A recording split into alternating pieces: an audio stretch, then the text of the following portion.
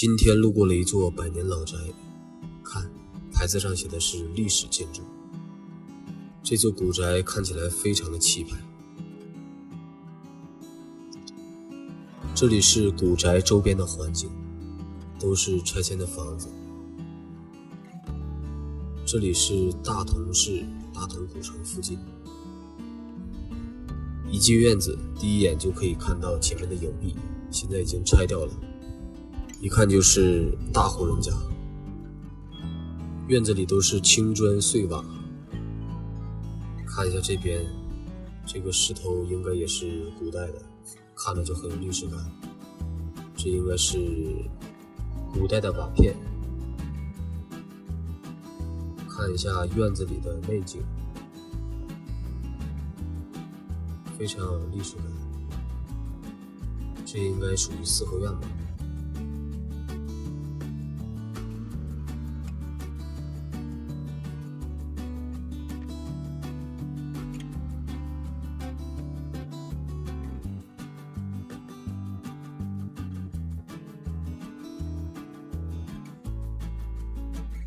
看一下房顶的瓦片，有种回到明清的感觉。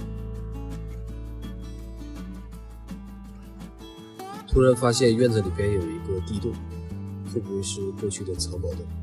看一下。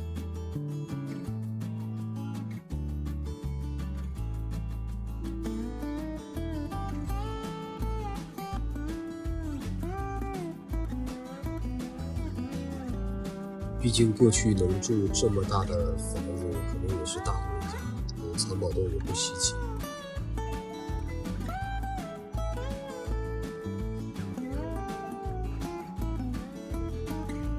今天来看看我的车进度如何。我看到我这车停在他们这个院里了，应该是快做完了。刚才试了一下这边这个窗户啊，左侧这右侧纱窗有点问题，明天得调一下。看一下这个车的天窗出乎我意料的好啊，看现在是晚上6点半吧，这个天窗非常的亮。我现在把这个灯关了再看一下啊，采光非常好。把后面的灯已经关了，现在看一下后面已经没有灯了哦，采光完全靠天窗，还是很亮的。也就是我之前取消了左右两侧的窗户，留了一个大天窗，还是非常好的。之前担心的采光问题完全没有，挺好。现在这个是窗板，躺在窗板上看看。上午的时候还能看到外面的天空白云，但是现在已经阴天了。这个冰箱还没有安装。今天问了一下，他们说之前那个冰箱啊有点磕了还怎么的，给我换一个新的，换个别的。看一下，这是我在我的卧室躺在床上，靠着这个靠背的感觉看电视，就是这个角度，我觉得还行，挺好的。它这个是网络电视，也可以连接 WiFi 的。介绍一下我的这个床板啊，看一下4个床板。这个为什么掏一个洞呢？别有洞天，是我自己要求设计的。因为下面这边有一个小逆变器，我之前介绍过，看300瓦的小逆变器，我自己买的。用笔记本电脑的时候可以用它，省电。这样以后用这个小逆变器啊，就没有必要说把这个掀起来再拿这个开这个逆变器，因为上面以后啊都会是褥子和那个被子嘛，所以会很重。单独把它打开就很好了。这都是按照我的使用方式、使用习惯去设计的。我现在把灯打开，再看一下这个柜子，这是一个衣柜。看，2层的，下面就是洗衣机，上面就是一个衣柜。这边也是个橱柜，这个橱柜这里这个位置回头还会装一个洗手盆、洗菜盆，对，也就是在这个位置，在这里边，看到没？洗菜盆在上面，下边也可以放一些东西。然后这边是橱柜，看一下， 2层，储物空间还是有的。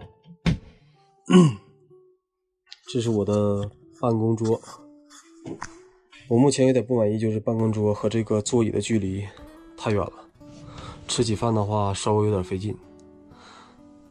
你看这个距离，明天问一下能不能调整，估计不能调整了。他们这个木匠做东西之前没有坐上来体验一下吗？这个桌子距离这么远，怎么吃饭？看一下我说的桌子距离，就这里，这么宽的距离怎么吃饭？坐在这里，看一下卫生间啊，没什么变化，还是这个样子。这个我之前以为下边会有一个不锈钢的水槽，结果没有。我下午有试过，不开灯的情况下进卫生间，排风扇这个盖子打开，卫生间是非常亮的，完全不需要灯。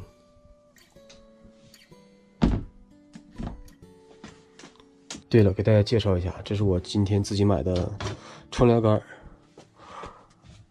看这个已经安装上了，安到这里，一共4个，目前买了4个。本来之前跟他们房产厂是说是让他们买的，但是我想啊，我自己买吧，这东西也不贵，是吧？4个花了100多，我就自己出钱了。因为我自己买的话是普通家用的，他们买的话我怕给我找那种房车专用的，以后配窗帘特别麻烦。好，这期视频就拍到这儿。晚上我准备订窗帘，选几个温馨的、有个性的、比较艺术的窗帘。不错，有家的感觉。刚才忘记说了，我这个卧室的窗户啊，还有一个灯特别亮，看一下，看这个亮度，巨亮。看了一下耗电量并不高，不到20瓦，可以吧？可以。今天来房车厂看看进度，感觉没什么进度。这个窗户纱窗还是坏的，还没换。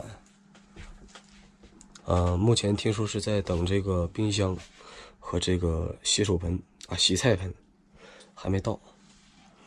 目前房车就差这几个地方了吧，应该。这边是吸油烟机，看一下，多美达的吸油烟机。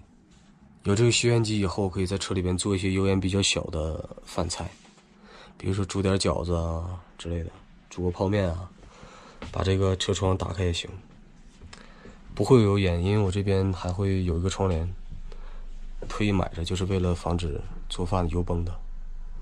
现在发现一个问题，就是我这空调刚才打开了40分钟，我就在车里边等着，结果发现它这个下边的压缩机啊在工作，但是它这空调不热，出来的风是自然风，可能是需要加氟还是干嘛，我也不知道，明天问他们老板吧。